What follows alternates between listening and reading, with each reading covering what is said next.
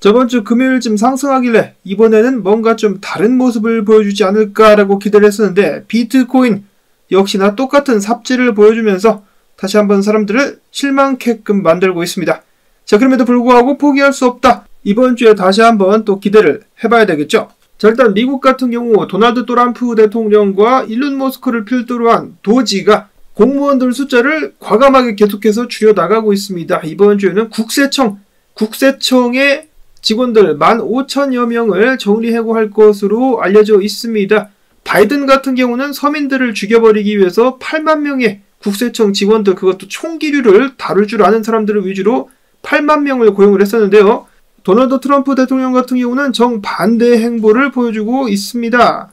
그런가 하면은 일론 머스크의 도지가 하고 있는 것 중에 하나가 미국의 부패한 정치인들을 까발리고 있는 것인데요. 특히나 국민들의 세금이 허투루 쓰여지고 있다는 것을 전 세계에 알리고 있습니다. 자, 그러자 이에 반대하는 뭔가 양심에 찔리는 정치인들이겠죠. 당연히 공화당도 있겠습니다만은 미국의 민주당 많은 의원들을 필두로 해가지고 미국 전역에서 반 트럼프, 반 테슬라, 반 도지 운동을 이어가고 있다라고 하는데요. 근데 뭐 상식적으로 생각을 해봐도 미국 국민들 중에 세금 도둑놈들을 잡는다라는 것을 반대하는 사람들이 몇 명이나 될까? 대부분의 시민들은 그들의 활동을 지지하는 것으로 저는 알고 있습니다. 아직까지도 정신을 못 차린 더러운 미디어들. 근데 뭐 그도 그럴 것이 최근에 드러난 바에 의하면은 미국 정부가 좌파 미디어에 자금을 엄청나게 지원을 했다라고 하죠. 바이든 정부는 그냥 돈을 보낸 것뿐만 아니라 좌파 기자들을 양성하기 위해서 기자 양성에도 굉장히 많은 자금을 지원한 것으로 드러났습니다. 그러니까 이런 미디어 같은 경우는 일론 머스크가 밉겠죠. 자신들의 밥줄을 끊고 있다. 그리고 주말 동안에 대박 소식이 또 하나 터졌는데요. 미국의 말 그대로 금을 보관하는 금고, 폴트낙스라고 하죠. 전 세계 금들이 여기 모여있다. 어마어마한 양의 금이 보관되어 있는 것으로 알려져 있는데 1950년대인가 이후로 해당 금이 그대로 있는지 감사가 진행된 적이 없다라고 합니다. 심지어는 미국 대통령도 못 들어가는 곳이다라고 하는데요. 일론 머스크의 도지가 폴트낙스를 감사를 진행하겠다라고 해가지고 다시 한번 엄청난 주목이, 관심이 집중이 되고 있습니다. 또한 일부 의원들도 이러한 활동을 지지한다라고 밝히고 있는데요. 과연 미국 금고의 감사는 가능할 것인가? 그리고 까봤을 때 금이 고스란히 있을 것인가? 제 생각에는 없을 것 같은데요. 부패한 정치인들이 빼돌려가지고 다 갖다 썼을 것 같습니다. 그리고 이번 주 백악관의 암호화폐 및 AI 부서 차르의 수장인 데이비드 sak스 중대 발표를 예고하지 않았습니까? 얼마나 중대한지는 모르겠지만 그래도 시장에 영향을 끼칠 수 있을 것인지 한번 기다려 보도록 하겠습니다. 자, 그리고 미국 증시 같은 경우 저번 주에 좋은 시간들을 보냈죠. 거의 전고까지 다시금 상승하는 모습을 연출을 했다라고 하는데요. 그 과정 속에서 금 같은 경우는 전고를 갱신을 했고 이제는 누구 차례? 비트코인 차례가 아닌가? 비트코인도 좀 가지가라고 이번 주에 기대를 해볼 수가 있겠습니다. 자, 한편 미국 주들 같은 경우는 계속해서 비트코인의 친화적인 법안들이 소개가 되고 있다고 하는데요. 특히나 비트코인을 전략적인 자산으로 포함시키는 그런 법안들 굉장히 기대가 많이 되고 있는 가운데 벌써 30곳 이상에서 30주 이상에서 올해 암호화폐 친화적인 정책을 도입할 것으로 예상이 되면서 굉장한 강세가 예상이 된다라고 사토시 액션 펀드의 창업자는 이야기를 했습니다. 기사 제목은 좀 헷갈리게 나와 있는데 이렇게 상황이 좋은데 그것에 반해가지고 시장이 가지고 있는 상승에 대한 기대감은 너무 약하다라는 것이죠. 근데 또 그럴 수밖에 없는 것이 지금 가격을 질질 끌고 다니니까 개미들은 지쳐가지고 나가 떨어지고 있는 형국입니다. 자, 반면에 기관들 같은 경우는 비트코인에 대해서 굉장히 긍정적이다라는 기사들 많이 나오고 있는데요. 예를 들어가지고 JP모건 CEO 같은 경우 계속해서 비트코인을 욕하고 있지만은 골드만삭스와 마찬가지로 하는 짓은 비트코인의 상승을 염두에 두고 또한 비트코인 관련된 상품을 판매하는 등 그런 행보를 보이고 있는데요. 그들은 최근에 스트래터지로 이름을 바꾼 마이클 세일러의 마이크로 스트래터지의 주식을 1억 달러치 추매를 했다라고 합니다. 그래서 총 3억 달러 상당의 스트래터지의 주식을 들고 있다.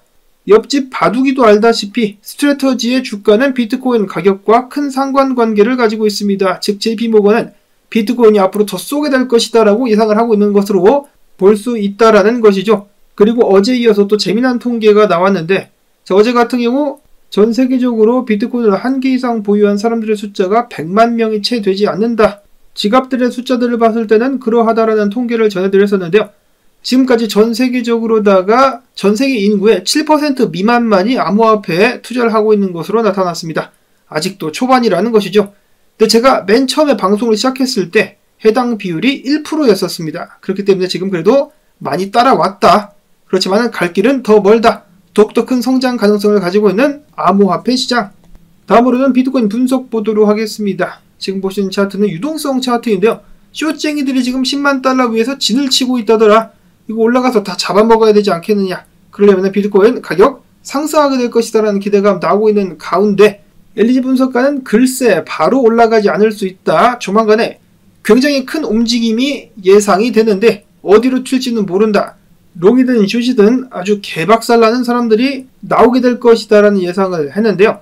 한쪽이 아니라 양쪽 다 박살내는 수도 있겠죠. 큰 변동성을 활용해가지고 양쪽 다 청산을 시켜버릴 가능성도 있겠다.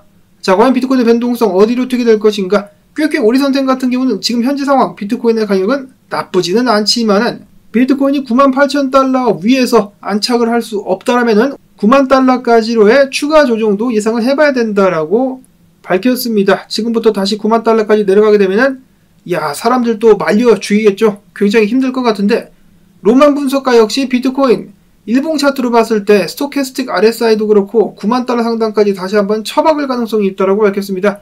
자, 그러면 또 쌍봉 나온다, 더블탑 나왔다라고 많은 사람들이 공포에 질리게 되지 않을까. 비트코인 10만 달러 위에서 유동성들이 버티고 있는 가운데 비트코인의 큰 움직임은 과연 어디로 나오게 될 것인가. 자, 그런가 하면 메인 분석가는 이렇게 이야기를 했는데 비트코인 도미넌스가 빠지지 않고 탄탄하게 잘 버티고 있는 모습, 알트코인 보유자들로서는 괴롭겠지만은 이렇게 비트코인 도미넌스가 상방을 유지하는 이상 나는 비트코인이 고점을 찍지 않았다라고 생각한다라고 밝혔습니다.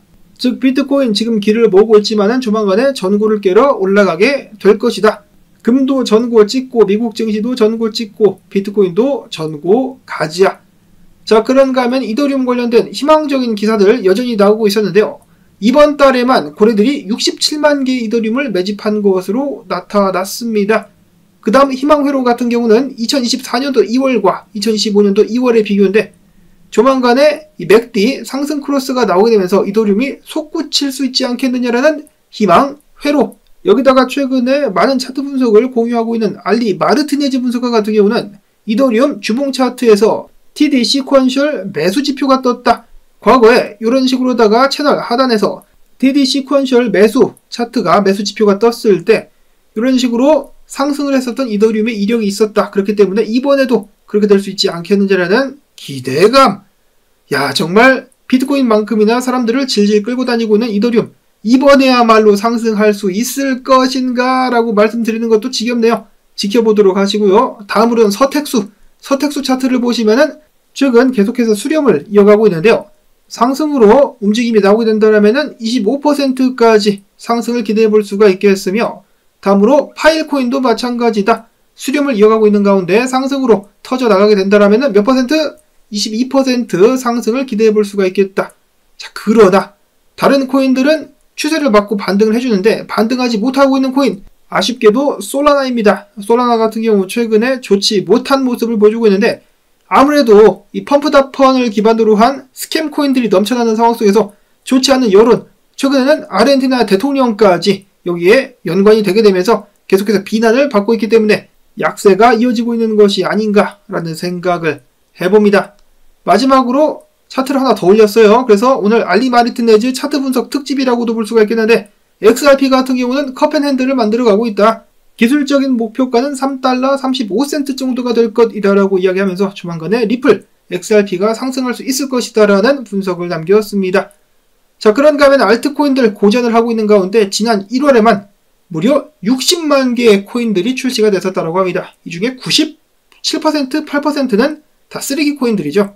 문제는 해당 코인들을 통해 가지고 한탕 해보려는 사람들 때문에 유동성이 분산이 되고 있는 것이 아니겠느냐. 알트 시즌이 아직까지도 오지 않은 이유는 펌프다펀을 비롯한 솔라나 기반의 이 쓰레기 코인들 때문이다라는 그런 의견들도 적지 않습니다. 정말 혼란에 혼란을 거듭하고 있는 암호화폐 시장인데요. 부디 자정작용이 좀 나오면서 시장이 청소가 좀 될 수 있으면 정말 좋겠습니다. 그래서 정말 지대로 된 기술을 연구하고 개발을 하는 그런 코인들의 자금이 몰리면서 건전한 생태계가 좀 발달할 수 있으면 좋겠다라는 바람을 가져보면서 나온 정보들 여러분들께 도움되셨다면 이번 주에 이왕 갈 거 위로 가자를 외쳐보면서 채널을 위한 광주댓 부탁을 드립니다. 도와주시는 분들 한 분 한 분께 감사드린다는 말씀 전하면서 저는 다음에 또 새로운 소식 가지고 인사를 드리도록 하겠습니다. 안녕히 계십시오.